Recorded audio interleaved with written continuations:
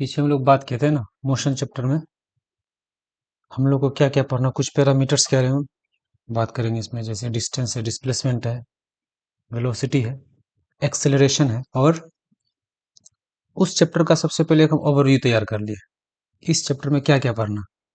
ये ओवरव्यू याद रहेगा तो इसी के अकॉर्डिंग हम इस पूरे चैप्टर को कंप्लीट करते चलेंगे। जैसे अगर यहाँ पे देखें हैं चार्ट जो तैयार है, इस चार्ट में इस कॉन्सेप्ट मैपिंग एक बना दी हम तुम्हारे लिए, ठीक है। तो सबसे पहले बॉडी का फिजिकल स्टेट की बात करें तो बॉडी का दो फिजिकल स्टेट हो सकता है, ठीक है। या तो बॉडी स्टेट ऑफ रेस्ट में हो सकता है या तो स्टेट ऑफ मोशन में हो सकता है, ठीक है। इस रेस्ट के बारे में हमको कुछ नहीं पढ़ना, जितना भी चीज पढ़ना वो सारे के सारे मोशन के बारे में पढ़ना, ठीक है। मोशन में देखेंगे कि मोशन को हम लोग रेफरेंस फ्रेम के रिस्पेक्ट में डिफाइन करते हैं, ठीक है। यूनिफॉर्म मोशन होता है, ठीक है, नॉन यूनिफॉर्म मोशन होता है, इसी में से एक लीनियर मोशन होता है पाथ के बेसिस पे, सर्कुलेटरी मोशन होता है, ऑसिलेटरी मोशन होता है। फिर डिस्टेंस पढ़ेंगे हम लोग, डिस्प्लेस पढ़ेंगे इस चैप्टर में। और जो नॉन यूनिफॉर्म मोशन है फिर उसको दो टाइप में बांटेंगे, एक होता है एक्सेलरेटेड मोशन, जब एक्सेलरेशन बढ़ेगा, एक में एक्सेलरेशन घटेगा, एक होगा डी एक्सेलरेटेड मोशन। फिर डिस्टेंस में एक क्वांटिटी पढ़ेंगे स्पीड के बारे में, जहाँ पे पोजीशन चेंज होता है, और एक वेलोसिटी के बारे में पढ़ेंगे, ठीक है। ये सारा ओवरव्यू हमको पढ़ना है। जैसे मोशन के बारे में अगर देखें, physical state, there are two types of physical state of body.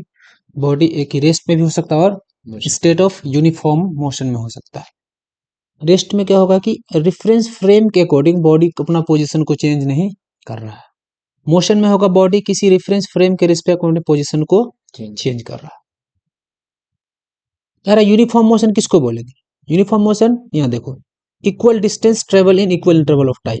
जैसे बॉडी फर्स्ट सेकंड में 2 मीटर ट्रेवल किया तो अगले सेकंड में कितना करेगा? 2 ही मीटर करेगा, फिर अगले सेकंड में 2 ही मीटर करेगा।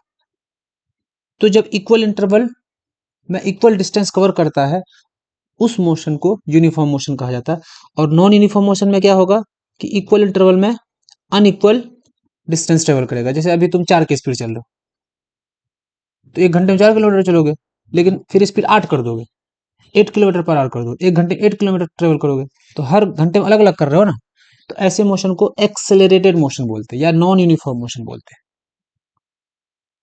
लीनियर मोशन क्या, लीनियर मोशन में क्या देखेंगे, पाथ जो होगा वो स्ट्रेट पाथ भी हो सकता है और सर्कुलेटरी पाथ भी हो सकता है, ठीक है। डिस्टेंस क्या है? तो जो एक्चुअल पाथ बॉडी जिस रास्ते से जाएगा उस रास्ते के एक्चुअल लेंथ को पाथ बोला जाएगा। और ये shortest distance between final and initial position. तो चलो अब सबको हम लोग एक तरीके से एक तरह से पढ़ते हैं। एक और चीज पढ़ना जो लास्ट बहुत इंपॉर्टेंट है वो है equation of motion. 3 equation of motion पढ़ना है। पहला ये है v is equal to u plus a t, सबके बारे में अच्छे से पढ़ना। एक equation s is equal to u t plus half a t square, और एक इक्वेशन है v square minus u square is equal to 2as।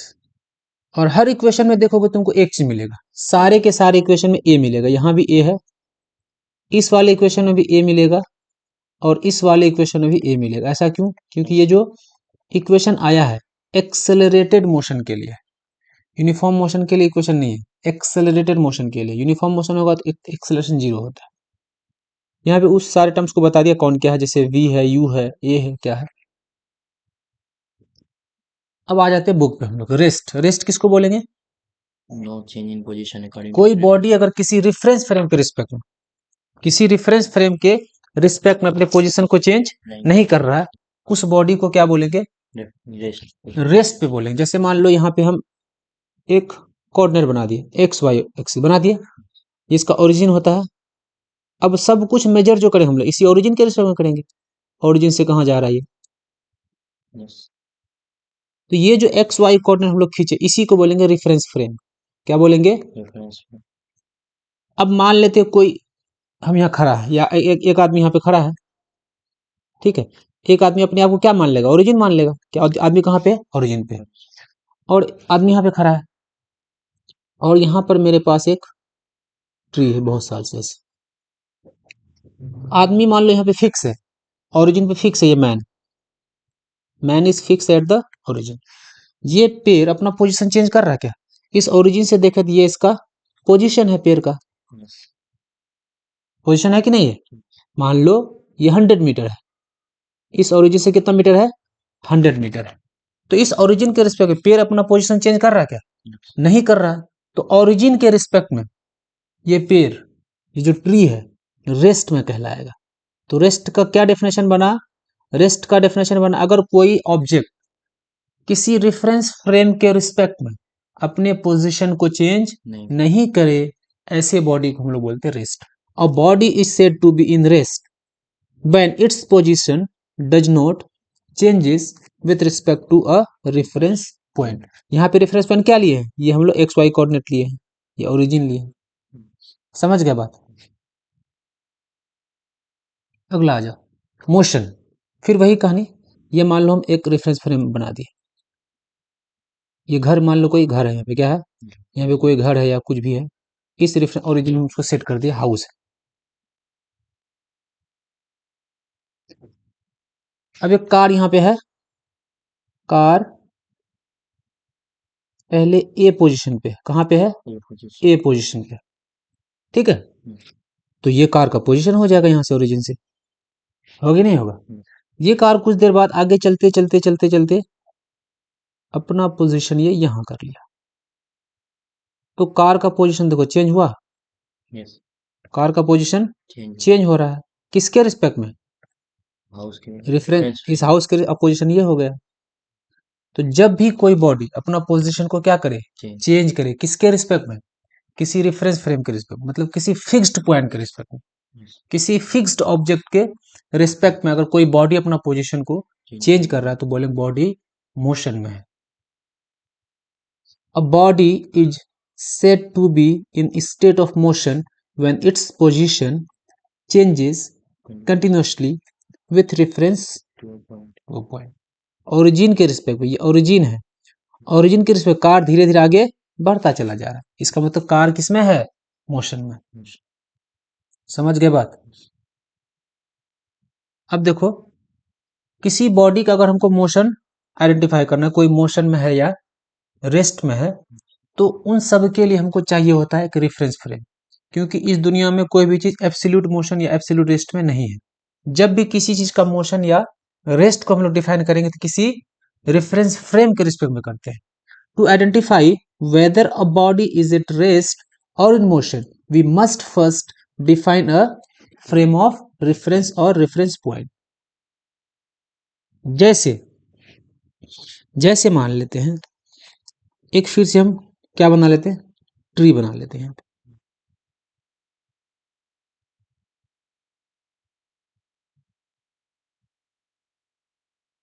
यहां पर एक ट्री है, ठीक है। यहाँ पर एक घर कुछ है, मान लो घर वर है, ऐसे मान लो बड़ा था 3 मंजिला बिल्डिंग ऐसे, ठीक है, सब कुछ नहीं लगा, 3 मंजिला बिल्डिंग। ये भी अपने पोजीशन पे फिक्स है, ये पेड़ भी अपने पोजीशन पे फिक्स है, फिक्स्ड। ये ट्री भी अपने पोजीशन पे फिक्स्ड। ये घर और ट्री के बीच का जो पोजीशन है ये फिक्स रहेगा। मान लो कि ये 100 मीटर की दूरी पे, कितने मीटर की दूरी पे? 100 मीटर की दूरी पे नॉर्थ डायरेक्शन। किस डायरेक्शन में? तुम 200 साल बाद आओगे, इस घर के रिस्पेक्ट में ये ट्री हमेशा कितने दूरी पे रहेगा? 100 मीटर की दूरी पे रहेगा। इसका मतलब ये जो ट्री है इस हाउस के रिस्पेक्ट में रेस्ट में हो जाएगा। किसके रिस्पेक्ट में? हाउस के रिस्पेक्ट किस में हो जाएगा? रेस्ट में हो जाएगा। समझ गए बात? लेकिन अगर मान लो यहां से कोई लंबा सा बस ऐसे चला जा रहा है, कोई आदमी यहाँ खड़ा था कार में, ये कार स्पीड से इससे यहां से निकल गया, कार स्पीड से क्या किया? निकल गया। तो धीरे धीरे धीरे धीरे ये कार क्या करेगा? अपना पोजीशन को चेंज करेगा, कर रहा है। तो देखो पहले में कार यहाँ था, ये वाला पोजीशन था, दूसरे केस में कार यहाँ चला गया, पोजीशन ये है। तो कार में बैठे आदमी को क्या लगेगा कि जो पेड़ है किधर भाग रहा है? पीछे भाग रहा है।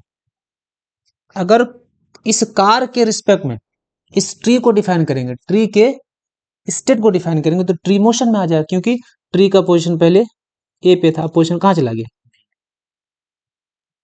समझ गए बात? तो ये कार, ये ट्री इस हाउस के रिस्पेक्ट में रेस्ट में है, लेकिन कार में बैठा इंसान के रिस्पेक्ट में पूछेंगे तो ये मोशन में है। तो कोई भी चीज रेस्ट और मोशन एब्सोल्यूट नहीं है, ये रेफरेंस फ्रेम पे डिपेंड करता है, वो रेस्ट में है या मोशन में। इसलिए रेफरेंस फ्रेम बहुत जरूरी है। क्या है देखो, जो ट्री है, ट्री इज एट रेस्ट किसके रिस्पेक्ट में? With respect to house, house के रिस्पेक्ट में क्या है ये? रेस्ट में।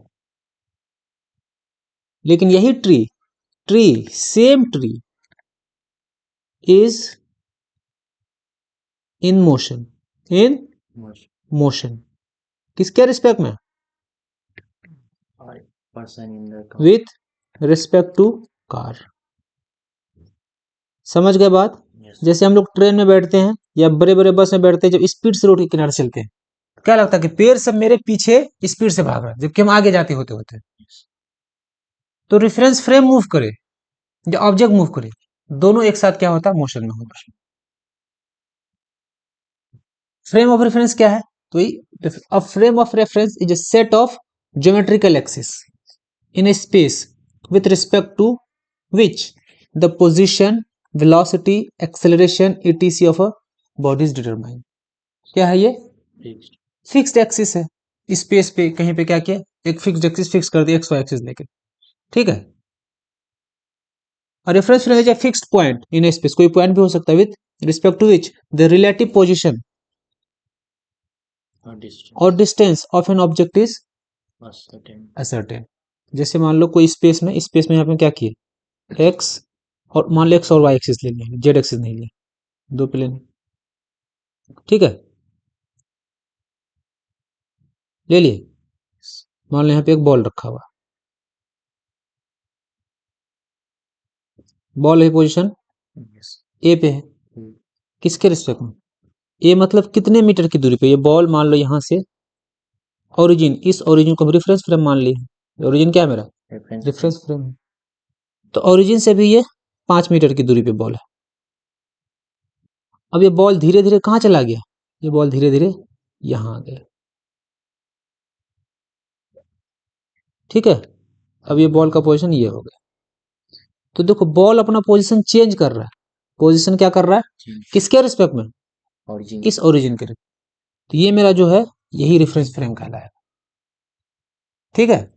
तो जिस चीज को हम लोग रेफरेंस फ्रेम मानेंगे उसी को एक्स वाई एक्सिस मान लेंगे। जैसे ट्री के रिस्पेक्ट में किसी का पोजीशन को क्या करना है, हमको देखना है।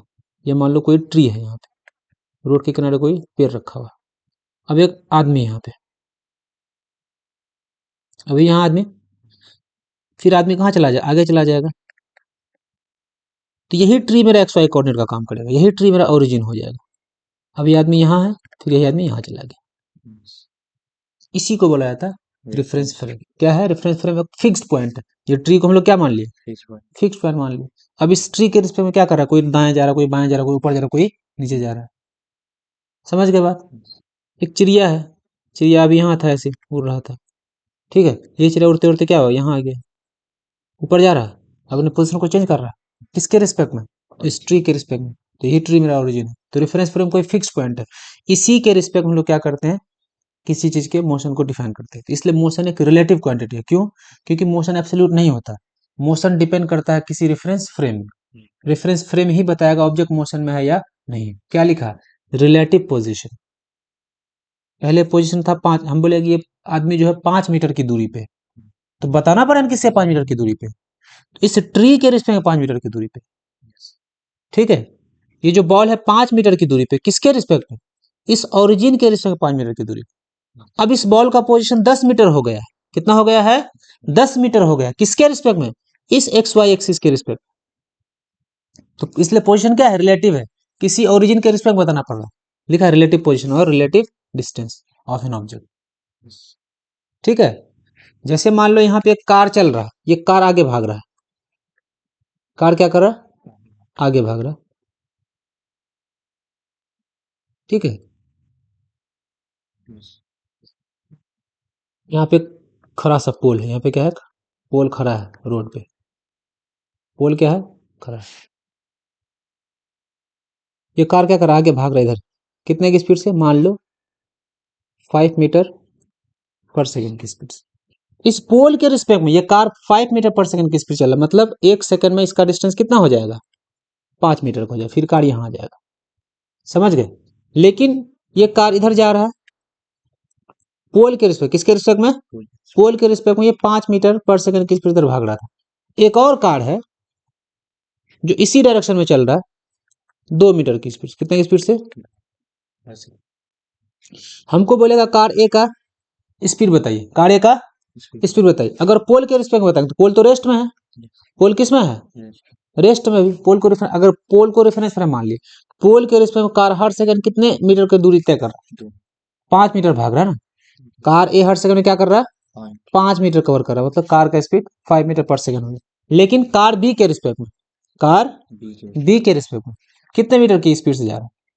जैसे कार ए मान लो 5 मीटर आगे जाएगा, ठीक है, तो कार बी भी तो 2 मीटर कवर किया होगा, कितने गैप बनेगा, 3 ही के तो बनेगा। तो स्पीड भी क्या है, रिलेटिव है, किसी चीज के रिस्पेक्ट बताना पड़ रहा है, समझ गया। ये सब चीज एब्सोल्यूट नहीं होता। मोशन, अब मेन चीज पे आ जाओ, उधर समझे तो समझे, अच्छी बात, नहीं तो कोई बात नहीं। Motion can be different types depending upon the type of path by which object going through. किस तरीके के रास्ते में बॉडी जा रहा है उसके रिस्पेक्ट में मोशन क्या हो सकता है, अलग अलग तरीके हो सकता है। सर्कुलेटरी मोशन हो सकता है, ठीक है, लीनियर मोशन हो सकता है, और ऑसिलेटरी मोशन हो सकता है। सर्कुलेटरी मोशन, जब कोई ऑब्जेक्ट किसी सर्कल पे घूमे, कहां पे घूमे, सर्कल पे घूमे। जैसे एक मेरे पास सर्कल है यहाँ पे, ठीक है, और इस धागे से किसी पत्थर को बांध दिया, ये पत्थर अब क्या करे, इसी पाथ को फॉलो करेगा, ऐसे इसी पाथ पे घूमेगा। तो ये जो पत्थर का मोशन है, ये जो स्टोन का मोशन है, कैसा मोशन है, ये सर्कल पे घूम रहा है, तो सर्कुलर मोशन। एक पॉइंट से फिक्स डिस्टेंस पे घूमेगा, मान लो ये अगर r सेंटीमीटर है तो हर जगह r सेंटीमीटर पे ही घूमेगा। ये कितने सेंटीमीटर पे घूमेगा, r सेंटीमीटर। दूसरा है लीनियर मोशन। लीनियर मोशन, जब कोई बॉडी स्ट्रेट पाथ पे चले, ये मान लो मेरे पास प्लेन रोड है, यहाँ पे एक मेरे पास मार्बल है, इस मार्बल को इस डायरेक्शन में छोड़ दिया, तो मार्बल क्या करेगा, चलते चलते चलते चलते चला जाएगा। ऐसे मोशन को क्या बोलेंगे, लीनियर मोशन। एक होता है ऑसिलेटरी मोशन, मान लो एक पेंडुलम है, पेंडुलम का ये पोजीशन था, इस पेंडुलम को उठा के यहाँ लेते आए, जैसे छोड़ देंगे पेंडुलम जाएगा जाएगा जाएगा, फिर यहाँ तक आएगा, फिर यहाँ तक आएगा, फिर यहाँ तक जाएगा। अपने ही मीन पोजीशन पे क्या कर रहा है, ये बैक एंड फोर्थ मोशन कर रहा है, टू एंड फ्रो मोशन कर रहा है विथ रिस्पेक्ट टू ओरिजिन। ऐसे मोशन को क्या बोला जाएगा, ऑसिलेटरी मोशन बोला जाएगा। यहाँ तक क्लियर है। रेफरेंस फ्रेम क्लियर हो गया, एक एक्सिस है कोऑर्डिनेट एक्सिस स्पेस पे, जिसके रिस्पेक्ट में किसी भी चीज के पोजीशन को हम लोग डिसाइड करते हैं। मोशन समझ में आ गया, रेस्ट समझ में आ गया। अब देखो जब हम लोग फिजिक्स स्टार्ट करेंगे कुछ फिजिकल क्वांटिटी आएगा मेरे पास, तो 7 basic physical quantity, there are 7 physical quantity जो बेसिक है, ठीक है।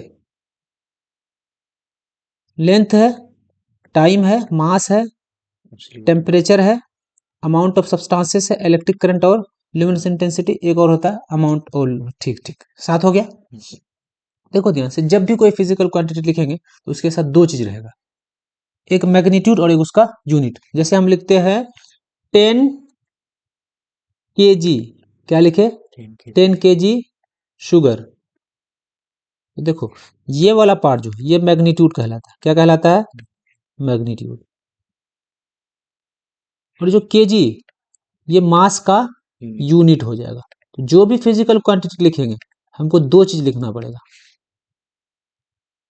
मैग्नीट्यूड लिखना पड़ेगा और यूनिट लिखना पड़ेगा।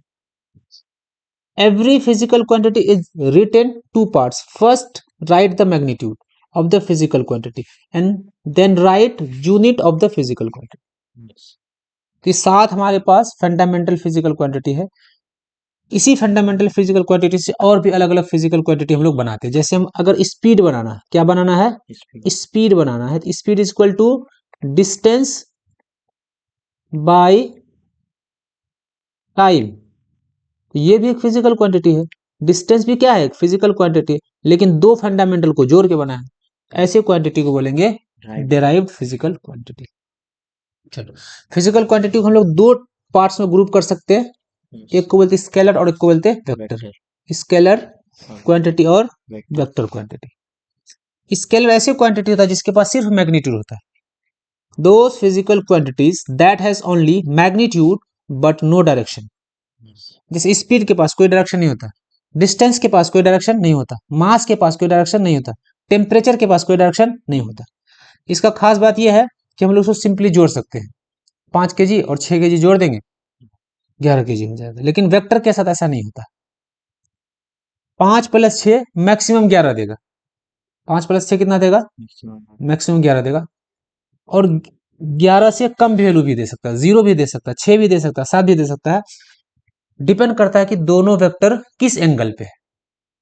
समझ गए बात। Those physical quantity that has both magnitude as well as direction, जैसे वेलोसिटी है, फोर्स है, मोमेंटम है, डिस्प्लेसमेंट है, ये सारी चीज को हमको पढ़ना है। जैसे मान लो दो फोर्स है, इस बॉडी पे सेम डायरेक्शन पे लगा दी, 5 न्यूटन का फोर्स और एक 6 न्यूटन का फोर्स लगा दी। इस बॉडी पे अभी जो अप्लाई हो रहा है, कितने न्यूटन का फोर्स अप्लाई हो रहा है, इस डायरेक्शन में 11 न्यूटन का फोर्स हो रहा है, ठीक है। लेकिन अगर इसी फोर्स को हम उल्टा कर दें, एक फोर्स को पॉजिटिव एक्स एक्सिस में लगा दें और एक फोर्स को नेगेटिव एक्स एक्सिस में लगा दें, 5 न्यूटन इधर लगा दिए, 6 न्यूटन नेगेटिव साइड लगा दिए। तो इस बॉडी पे जो फोर्स एक्ट करेगा 11 न्यूटन नहीं करेगा, इस बॉडी पे इस डायरेक्शन में ओनली 1 न्यूटन ऑफ फोर्स लगेगा। तो ये वेक्टर के साथ कहानी है। क्या चेंज किया, कुछ नहीं, मैग्नीट्यूड तो सेम रखे थे, मैग्नीट्यूड यहां भी 5 न्यूटन था, यहां भी 5 न्यूटन था, 6 न्यूटन था, 6 न्यूटन था, बस डायरेक्शन को चेंज कर दिया। जैसे डायरेक्शन को चेंज किया फोर्स का वैल्यू अलग आ गया। समझ गए बात। यही अगर ऑब्जेक्ट मेरे पास अगर 5 न्यूटन फोर्स को और 6 न्यूटन फोर्स को इस डायरेक्शन में लगा दो तो वैल्यू अलग आ जाएगा, 5 न्यूटन फोर्स और 6 न्यूटन फोर्स। अभी 11 न्यूटन नहीं देगा, कुछ और वैल्यू देगा। इसीलिए क्या बताया, जो फिजिकल क्वांटिटी है जो मैग्नीट्यूड भी रखता है अपने पास और डायरेक्शन भी रखता है, अगर डायरेक्शन चेंज करेंगे फिजिकल क्वांटिटी का वैल्यू चेंज हो जाएगा। तो ऐसे फिजिकल क्वांटिटी को वेक्टर क्वांटिटी कहा जाता है। It is very important in physics. Distance, ये पहला टॉपिक अपने 9th क्लास का है। डिस्टेंस क्या, देखो ध्यान से, डिस्टेंस जो है वो एक्चुअल लेंथ ऑफ पाथ, दो पॉइंट के बीच जो डिस्टेंस, वो कोई फिक्स डिस्टेंस नहीं होता है। अगर कोई दो शहर है मेरे पास, ठीक है, एक शहर मान लो ये आगरा है, ठीक है, ये एक शहर पटना है, ठीक है, आगरा को ए बोल दिए, पटना को पी बोल दिए। आगरा और पटना के बीच कोई फिक्स डिस्टेंस नहीं होगा, आगरा और पटना के बीच कोई फिक्स डिस्टेंस नहीं होगा। डिस्टेंस कौन सा होगा कि मान लो कोई आदमी स्टार्ट किया जाना, आगरा से पटना जा रहा, एक आदमी ऐसे गया और ऐसे कहाँ पहुंच गया, आगरा पहुंच गया। मान लेते इस पाथ का लेंथ कुछ है 200 मीटर, कितना, 200 किलोमीटर, कितना भी किलोमीटर, ये 200 किलोमीटर। अगर इस आदमी से हम पूछें कि आप कितना डिस्टेंस ट्रेवल किए, तो ये क्या बोलेगा, बोलेगा आगरा और पटना के बीच का डिस्टेंस 200 किलोमीटर। सेकंड आदमी आया, वो क्या किया, यहां से स्टार्ट किया आगरा से, इस वाले रास्ते से आया। अगर हम सेकंड आदमी को पूछें तो क्या बताएगा, आगरा और पटना के बीच का डिस्टेंस ये वाला है, मान लो ये वाला 150 और ये वाला 150, टोटल कितना बताएगा, ये 300 बताएगा। तो दो पॉइंट के बीच डिस्टेंस फिक्स नहीं होता है, डिस्टेंस वही होता है जिस रास्ते से बॉडी पॉइंट ए से पॉइंट बी तक जाएगा, रास्ते को बस मेजर कर लेना। द एक्चुअल लेंथ और length travel by an object during its journey from its initial position to its final position is called distance. It is denoted by s. किससे डिनोट करते हैं? Distance is scalar quantity which requires only magnitude but no direction. तो दो point के बीच distance fix नहीं होता। जिस रास्ते से बॉडी जाएगा उस रास्ते के एक्चुअल लंबाई को ही डिस्टेंस हम लोग बोलते हैं। यहां तक क्लियर है? इस डिस्टेंस का जो यूनिट होता है मीटर।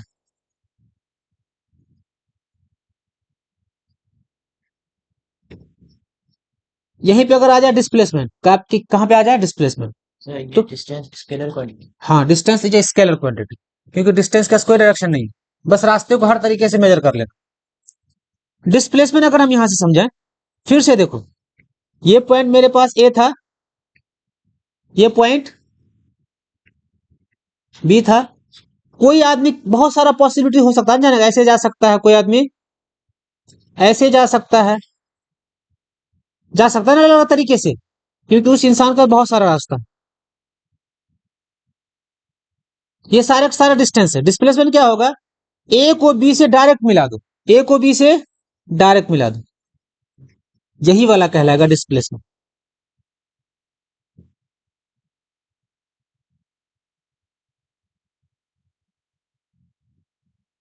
ए और बी को क्या करना है? डायरेक्ट मिला देना, जो सबसे शॉर्टेस्ट पाथ होगा। शॉर्टेस्ट पाथ ही डिस्प्लेसमेंट कहलाता है। फाइनल जो जहां से स्टार्ट होता है उसको इनिशियल पोजीशन बोलते हैं, इनिशियल, और जहां पे खत्म होता है उसको फाइनल बोलते हैं। इनिशियल और फाइनल को सीधे मिला दो, that is called displacement. The actual distance, जो एक्चुअल डिस्टेंस होता है carbine group in between its initial and final position. ठीक है? जैसे मान लो तुम यहाँ पे खड़ा थे, यहाँ पे खड़ा थे, यहाँ से पहले तुम कहाँ गए? किसी अपने दोस्त के घर ए गए, यहाँ पे गए, ठीक है? फिर अपने दोस्त के घर से यहाँ चले गए तुम बी के पास, ये तुम हो, तुम ये वाला रास्ता लिए हो, यहाँ गए, फिर यहाँ गए, लेकिन हम बोले एक्चुअली में तुम कितना डिस्टेंस ट्रेवल किए हो? एक्चुअली में यहाँ से तो यहीं आए हो, ये ना कवर किए, यही है डिस्प्लेसमेंट। दो पॉइंट के बीच डिस्प्लेसमेंट क्या होगा? फिक्स होगा। दो पॉइंट के बीच डिस्प्लेसमेंट क्यों फिक्स होगा? मान लो मेरे पास ए है, ये पॉइंट ए है, ये पॉइंट बी है। कोई आदमी ऐसे गया ए से बी, कोई आदमी ऐसे गया ऐसे भी, कोई आदमी ऐसे गया, लेकिन डिस्प्लेसमेंट क्या होगा? A1। तो दो पॉइंट के बीच डिस्टेंस फिक्स नहीं होता, लेकिन डिस्प्लेसमेंट फिक्स होता है। It is denoted by S, लेकिन एस के ऊपर ये लगा देंगे, एरो लगा देंगे। तो डिस्प्लेसमेंट जो एक वेक्टर क्वांटिटी, क्योंकि देखो डायरेक्शन फिक्स है, displacement is a vector quantity requiring both magnitude and direction for its explanation. Magnitude भी होगा और डायरेक्शन भी होगा, और हमेशा जो डायरेक्शन होता है इनिशियल से फाइनल की तरफ होगा। हमेशा डायरेक्शन किधर से होगा? इनिशियल से फाइनल की तरफ। इन displacement direction of motion is always directed from initial position towards final position. Suppose करो कि कोई आदमी था, पहले इस डायरेक्शन में 5 मीटर कवर किया। कितना कवर किया? 4 मीटर, चलो 4 मीटर मान लेते, 4 मीटर कवर किया। फिर ये आदमी 90 डिग्री का टर्न लिया और इस डायरेक्शन में क्या किया? कवर किया। कितना मीटर? 3 मीटर कवर किया। अगर टोटल डिस्टेंस हमको पूछेगा, टोटल क्या पूछेगा? डिस्टेंस पूछेगा, तो डिस्टेंस कितना हो जाएगा? तो पूरे रास्ते को हमको क्या करना? नाप लेना, मेजर कर लेना। लेकिन अगर डिस्प्लेसमेंट पूछेगा तो फाइनल पोजीशन को इनिशियल से क्या करना, सॉरी इनिशियल को फाइनल से मिला, ये इनिशियल है, ये फाइनल है, ये वाला डिस्प्लेसमेंट हो जाएगा, और ये डायरेक्शन हो जाएगा डिस्प्लेसमेंट। यही मेरा डिस्प्लेसमेंट का क्या है? डायरेक्शन। तो हमेशा इनिशियल से किधर होता है डायरेक्शन? फाइनल की तरफ। वेक्टर क्वांटिटी में हमेशा डायरेक्शन इनिशियल से फाइनल की तरफ। कोई ऑब्जेक्ट है, ऐसे रास्ते में घूम रहा है, ऐसे रास्ते में घूम रहा है, पहले यहां था, पोजीशन पोजीशन ए पे है, वो कहां पे है? ए पे है। ये घूमते घूमते यहाँ आ गया, तो डायरेक्शन बताना है तो ए से बी को मिला दो, ये डायरेक्शन हो जाए। ठीक है, अगर ये घूमते घूमते यहाँ आ गया, ये इनिशियल है, एफ फाइनल है, इस केस में डायरेक्शन बताना रहे तो क्या करना है, ये डायरेक्शन हो जाए। ठीक है, अगर ये बॉडी घूमते घूमते इस वाले पोजीशन में आ जाए, डिस्टेंस तो पूरा हो जाएगा, इस डायरेक्शन में चल रहा है, डायरेक्शन कौन सा होगा, डिस्टेंस का ये वाला होगा। समझ गए बात, कोई दिक्कत यहां तक? तो डायरेक्शन हमेशा फाइनल से सॉरी इनिशियल से फाइनल। कोई बॉडी है क्लोज पाथ में घूम रहा है, कैसे घूम रहा है, क्लोज पाथ में घूम रहा है। मान लो कि ये इस वाले पॉइंट से जर्नी स्टार्ट किया, इस वाले पॉइंट से जर्नी ऐसे घूमते घूमते घूमते घूमते गया और फिर यहीं पे आके रुक गया, तो फाइनल और इनिशियल मिल गया। अब डिस्प्लेसमेंट है, तो डिस्प्लेसमेंट क्या हो जाएगा, इसका मतलब अगर कोई भी बॉडी क्लोज्ड पाथ पे घूमे, इनिशियल और फाइनल पोजीशन मिल जाए, सेम हो जाए, उसका डिस्प्लेसमेंट क्या होगा, जीरो हो जाएगा। मतलब अगर क्लोज पाथ में घूम रहा है तो हर कंप्लीट राउंड में डिस्प्लेसमेंट जीरो। कोई बॉडी स्क्वायर में घूम रहा है, इस तरीके से मान लो स्क्वायर में घूम रहा हो, ऑब्जेक्ट था, स्टार्ट किया कहां से, इस वाले ए से, इस डायरेक्शन में स्टार्ट किया, अगर बॉडी यहाँ है ये मेरा डिस्प्लेसमेंट हो जाएगा। लेकिन ये बॉडी घूम के जाए और यहीं पे आ जाए, डिस्प्लेसमेंट क्या हो जाएगा, जीरो हो जाएगा। इसका मतलब डिस्प्लेसमेंट जीरो भी हो सकता है। चलो, displacement can be zero when initial point and final point motion are same. जैसे कोई ऑब्जेक्ट था, क्या बताए, ए से स्टार्ट किया, ठीक है, इस डायरेक्शन में गया और घूमते घूमते फिर ए पर ही आके बैठ गया, इस केस में डिस्प्लेसमेंट जीरो। ठीक है, कोई ऑब्जेक्ट था, ठीक है, इसको नीचे से फेंके ऊपर की तरफ, कहाँ फेंके, नीचे से ऊपर की तरफ फेंके, फिर गया गया गया घूमते घूमते फिर कहाँ गया, नीचे आ गया, इनिशियल और फाइनल सेम, डिस्प्लेसमेंट जीरो। कोई दिक्कत? मान लो ऐसा है, ऑब्जेक्ट एक्स वाई एक्सिस है, -1 है, सॉरी ये -1 और ये +1, को ऑब्जेक्ट ओरिजिन से स्टार्ट किया, यहाँ तक गया, फिर घूम के कहाँ चला गया, यहाँ आ गया।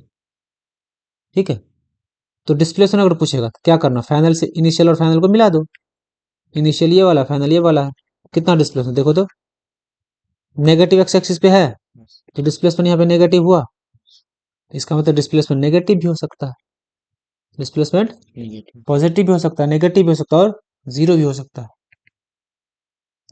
Difference between distance and displacement, तो देखो डिस्टेंस जो है वो length of actual path travel by an object. कोई ऑब्जेक्ट जिस रास्ते से जाता है उस रास्ते का जो एक्चुअल पाथ होता है उसी को हम लोग डिस्प्लेसमेंट बोलते हैं, सॉरी डिस्टेंस बोलते हैं। लेकिन डिस्प्लेसमेंट क्या है, डायरेक्ट पाथ है या शॉर्टेस्ट पाथ है, shortest length between the initial and final point. एक ऑब्जेक्ट है,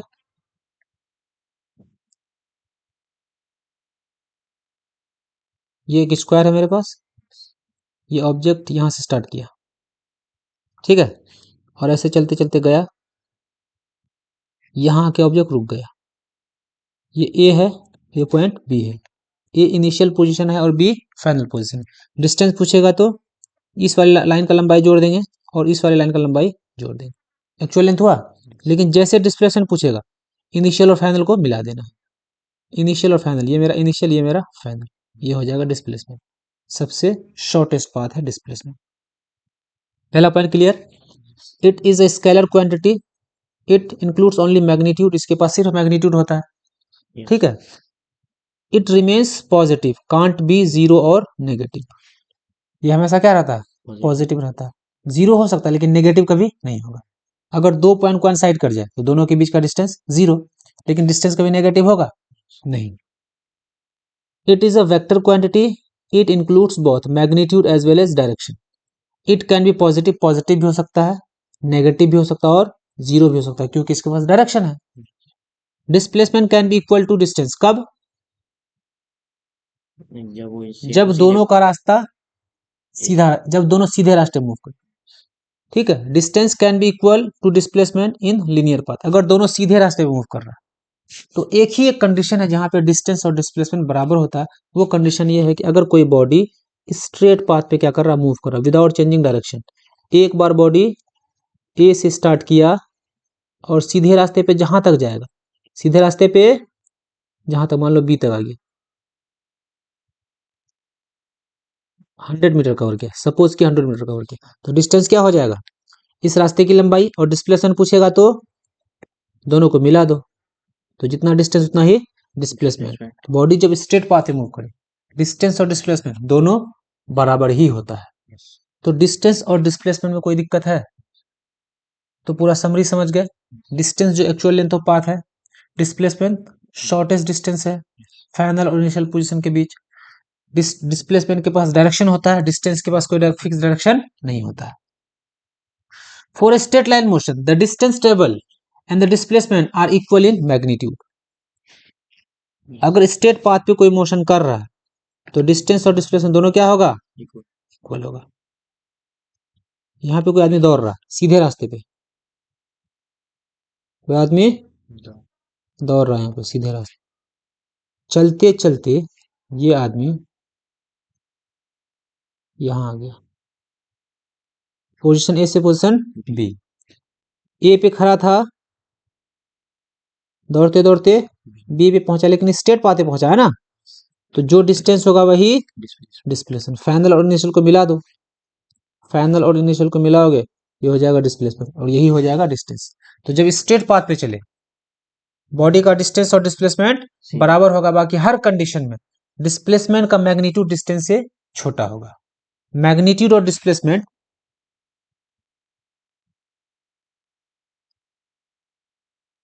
magnitude of displacement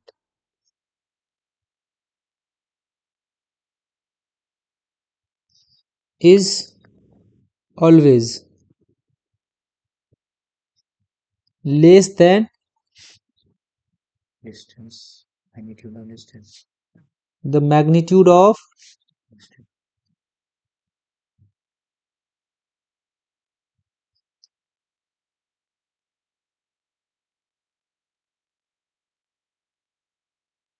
accept this, इस कंडीशन को छोड़ के स्ट्रेट लाइन में मोशन करेगा, इस कंडीशन को छोड़ के जैसा जो भी मोशन हो, डिस्टेंस का मैग्नीट्यूड हमेशा डिस्प्लेसमेंट के मैग्नीट्यूड से बड़ा होगा। बहुत इंपॉर्टेंट पॉइंट्स को याद रखना। अब कुछ क्वेश्चन हम लोग कर रहे हैं। A body travels in a semi-circular path of radius 10 meter, starting from its motion from point A to point B. Calculate the distance. अगर हमको डिस्टेंस चाहिए, सेमी सर्कुलर पाथ है, बॉडी इस वाले रास्ते से गया है, इसी रास्ते से गया है ना, ए से स्टार्ट किया, इस वाले रास्ते को फॉलो करते हुए ऑब्जेक्ट कहाँ चला गया। तो अगर हमको पाथ का लेंथ निकालना, डिस्टेंस होता है actual length of path. Distance क्या होता है जी, एक्चुअल लेंथ ऑफ पाथ। तो सर्कल में लेंथ कैसे निकालते हैं, सर्कमफेरेंस लेना पड़ेगा ना। तो सेमी सर्कल है तो सर्कमफेरेंस हो जाएगा हाफ, तो डिस्टेंस हो जाएगा पाई आर। समझ गए यहाँ तक? क्योंकि सर्कल का सर्कमफेरेंस 2 पाई आर होता है, सेमी सर्कल है तो पाई आर हो जाएगा। तो डिस्टेंस अगर इस केस में निकालेंगे 22, चलो पॉइंट में 3.14 ले लेते हैं, पाई का वैल्यू 3.14 इंटू आर का जो वैल्यू है वो 10 दिया हुआ, मल्टीप्लाई करेंगे तो 31.4 आ जाएगा, यूनिट लगा दो मीटर। अगर डिस्प्लेसमेंट की बात करें हम, डिस्प्लेसमेंट अगर यहाँ पे लिखें तो डिस्प्लेसमेंट होता है फाइनल को इनिशियल से मिला दो। फाइनल को इनिशियल से जैसे मिलाएंगे तो ए से बी, यही ना डिस्प्लेसमेंट है। तो डिस्प्लेसमेंट देखो यहां से यहां तक 10 हुआ, 10 सेंटर तक, फिर यहां से यहां तक 10। तो डिस्प्लेसमेंट किसके बराबर है, displacement is equal to diameter of the circle. Diameter ये किसके बराबर हो जाएगा, 10 प्लस 10 20 मीटर। डायरेक्शन किधर होगा, from A to B, 20 metre from A to B. A से बी की तरफ डायरेक्शन है कितने मीटर का? 20 20। ये बहुत ही आसान क्वेश्चन था, डिस्प्लेसमेंट पे बेस्ड। नेक्स्ट क्वेश्चन देख लो। नेक्स्ट क्वेश्चन है a body travels 4 kilometre towards north, then he turns to his right and travels another 3 kilometre coming to the rest. कोई बॉडी था, सबसे पहले किधर चला? नॉर्थ की तरफ। तो अगर हम लोग एक्सिस ड्रॉ करते तो सबसे ऊपर वाला पार्ट जो होता है ये नॉर्थ होता है, ये नॉर्थ होता है। नीचे साउथ होता है, राइट वाला पोर्शन ईस्ट होता है, लेफ्ट वाला पोर्शन वेस्ट होता है। ये ध्यान में रखना। बॉडी सबसे पहले कहाँ चला? नॉर्थ की तरफ चला, तो नॉर्थ की तरफ बॉडी को हम चला देते। कितना मीटर चला है? 4 मीटर। तो नॉर्थ की तरफ 4 मीटर चला दी, बॉडी को चला दिए 4 मीटर। फिर राइट की तरफ टर्न लिया ना, तो जब भी टर्न लेंगे तो 90 डिग्री का टर्न होता है। लेफ्ट राइट टर्न में से 90 डिग्री टर्न होता है हमेशा। यहां बॉडी 90 डिग्री का एंगल बनाया, बॉडी यहाँ पे क्या किया है? 90 डिग्री का एंगल बनाया, ठीक है। और 3 मीटर गया, ओ से ए गया, ए से बी गया। Calculate total distance displacement. तो डिस्प्लेसमेंट तो यही हो जाएगा, ए को बी से क्या करो? मिला दो। ए को बी से डिस्टेंस, सॉरी डिस्प्लेसमेंट में इस ओ को अगर हम क्या करें, इस बी से मिला दें, तो हमको क्या मिलेगा? डिस्प्लेसमेंट मिलेगा। अब सबको निकालना। अगर डिस्टेंस निकालेंगे तो डिस्टेंस में क्या होगा? सारा लेंथ, डिस्टेंस में रास्ते का सारा लंबाई कहाँ से कहाँ गया? ओ से ए गया, डिस्टेंस हो जाएगा ओ से ए प्लस फिर कहाँ गया? ए से बी, यही मेरा डिस्टेंस है। इसका मैग्नीट्यूड बता दो। तो डिस्टेंस बैठाएंगे तो ओ से ए 4 किलोमीटर गया है, तो यहाँ पे लिखेंगे 4 किलोमीटर प्लस ए से बी 3 किलोमीटर। तो डिस्टेंस अगर निकालें यहाँ तो ये हो जाएगा 7 किलोमीटर। अब डिस्प्लेसमेंट जो आएगा 7 से छोटा आएगा, क्यों? क्योंकि बॉडी स्ट्रेट पाथ मूव नहीं कर रहा। डिस्प्लेसमेंट अगर निकालना है तो यहां से हम एक ट्रायंगल निकाल लेते बाहर, यहां से एक ट्रायंगल बाहर निकाल लेते। यही था ना, यहां से स्टार्ट किया, बॉडी ऐसे गया, फिर ऐसे गया, फिर यहां से यहां, ठीक है। आया जी ट्रायंगल, नहीं बना, दूसरी कलर से बना। ये था बॉडी, यहाँ गया, यहाँ गया और यहाँ गया, ठीक है। यहाँ से एक ट्रायंगल निकला, कोई दिक्कत नहीं। ये एंगल 90 डिग्री है, 90 डिग्री के सामने हाइपोटेनस होता है, 90 डिग्री के सामने राइट एंगल ट्रायंगल में हाइपोटेनस होता है। ये वाला साइड है 4 और ये वाला साइड है 3। जब राइट एंगल ट्रायंगल है तो राइट एंगल ट्रायंगल में according to Pythagoras theorem, according to Pythagoras theorem हम लोगों को पता है कि सबसे बड़े वाले साइड का स्क्वायर एच का स्क्वायर जो होता है वो परपेंडिकुलर का स्क्वायर प्लस बेस का स्क्वायर होता है। राइट एंगल ट्रायंगल में एक साइड को परपेंडिकुलर बोल देंगे और एक साइड को बेस बोल देंगे। हाइपोटेनस हमको नहीं पता, यही हाइपोटेनस डिस्प्लेसमेंट है ना। अगर ये वाला लंबाई पता चल जाए, डिस्प्लेसमेंट पता चल जाएगा। निकाल लो पैथागोरस थ्योरम से, H square is equal to 4 का स्क्वायर प्लस 3 का स्क्वायर 16 प्लस 9, जैसे एच स्क्वायर यहाँ पे सॉल्व करेंगे 25 स्क्वायर की तरफ भेजेंगे तो रूट चढ़ेगा, ये आ जाएगा 5। तो डिस्प्लेसमेंट का जो मैग्नीट्यूड है, ये वाला वैल्यू यहां से यहां तक, ये मैग्नीट्यूड कितना हो जाएगा? 5 हो जाएगा। किस डायरेक्शन में है ये? नॉर्थ और ईस्ट। तो डिस्प्लेसमेंट कितना आया मेरे पास? डिस्प्लेसमेंट आया 5, किधर? नॉर्थ ईस्ट की तरफ। क्लियर है ये? चल, ये कुछ बेसिक क्वेश्चंस था इस चैप्टर का। बाकी और भी क्वेश्चंस हम लोग करेंगे किस पार्ट में? जब हम लोग पढ़ेंगे इक्वेशन ऑफ मोशन। थोड़ा थोड़ा न्यूमेरिकल्स करते चलना, इसमें ज्यादा न्यूमेरिकल्स है नहीं, और अगर न्यूमेरिकल्स करोगे तो कर सकते हो।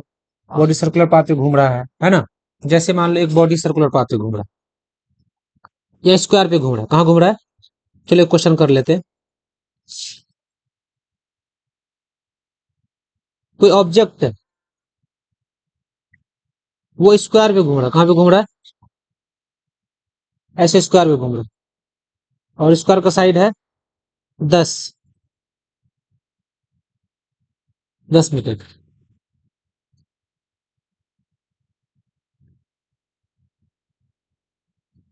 इधर चल रहा है,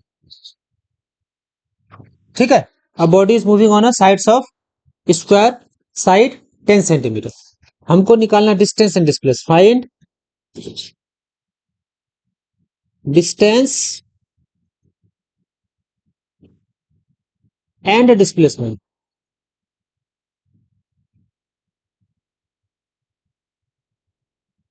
कब निकालना? मान लो एक राउंड में निकालना। कितने राउंड में? इन 1 राउंड। दूसरा इन हाफ राउंड। ठीक है, पहला क्वेश्चन को सॉल्व करते हैं। 1 नंबर को एक राउंड में बॉडी जाएगा, ए से कहां जाएगा? बी। कितना मीटर कवर किया? 10। बी से फिर सी जाएगा, फिर से 10 मीटर कवर किया। सी से डी जाएगा, फिर से 10 मीटर कवर किया। डी से अगर हमको डिस्टेंस चाहिए, क्या चाहिए? डिस्टेंस।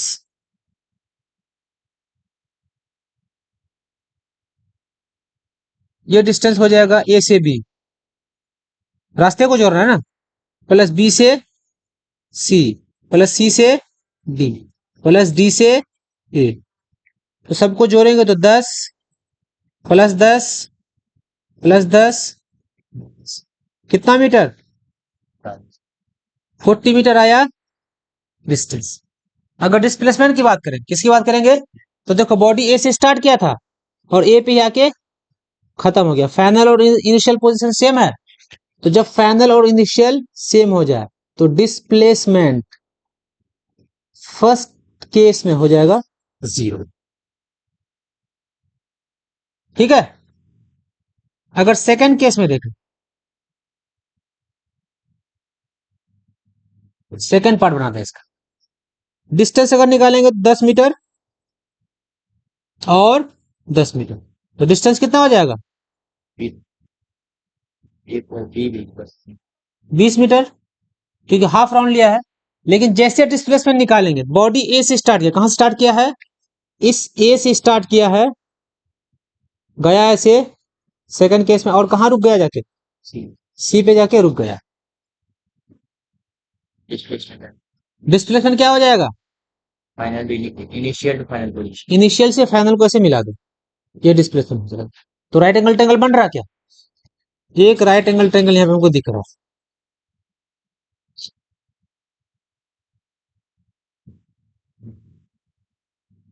दिखा? इस राइट एंगल ट्रायंगल को निकाल लेंगे। ये 90 डिग्री, स्क्वायर खड़े एंगल 90 डिग्री होता है। ये 10 दिया हुआ है, ये भी 10 दिया हुआ है। 90 डिग्री के सामने हाइपोटेनस होता है। 90 डिग्री के सामने हाइपोटेनस। फिर से पाइथागोरस थ्योरम लगाएंगे। H square is equal to perpendicular का स्क्वायर प्लस बेस का square. H square is equal to, एक है 10 का स्क्वायर, बेस भी है 10 का स्क्वायर। कितने बार 10 का स्क्वायर आया? 2 बार 10 का स्क्वायर आया। H is equal to root under 2 into 10 का स्क्वायर।